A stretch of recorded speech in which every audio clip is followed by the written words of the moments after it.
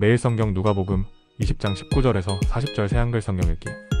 율법학자들과 대제사장들은 손을 써서 바로 그 시간에 예수님을 붙잡으려고 했다.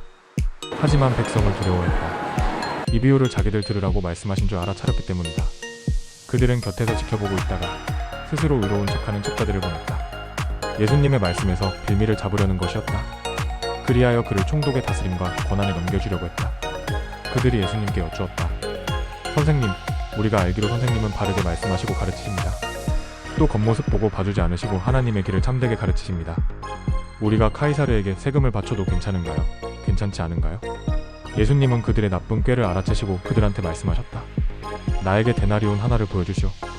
거기에 누구의 모습과 글이 새겨져 있어? 그들이 대답했다. 카이사르의 것입니다. 예수님이 그들한테 말씀하셨다. 그렇다면 카이사르의 것은 카이사르에게, 하나님의 것은 하나님께 돌려드리시오. 그들은 백성이 보는 앞에서 예수님이 하신 말씀에서 빌미를 잡을 수 없었다. 도리어 그 대답에 경탄하여 아무런 대꾸도 하지 못했다. 사두개파 사람들 가운데 몇 명이 다가왔다. 그들은 부활이 없다고 반박하는 사람들이다. 그들이 예수님께 파고들어 여쭈었다. 선생님, 모세는 우리에게 이렇게 써주었습니다. 어떤 사람의 형제가 죽었는데 아내가 있었다고 합시다. 그런데 이 사람에게 자식은 없었다고 합시다. 그럴 때는 죽은 사람의 형제가 그 여자를 맞아들여야 합니다.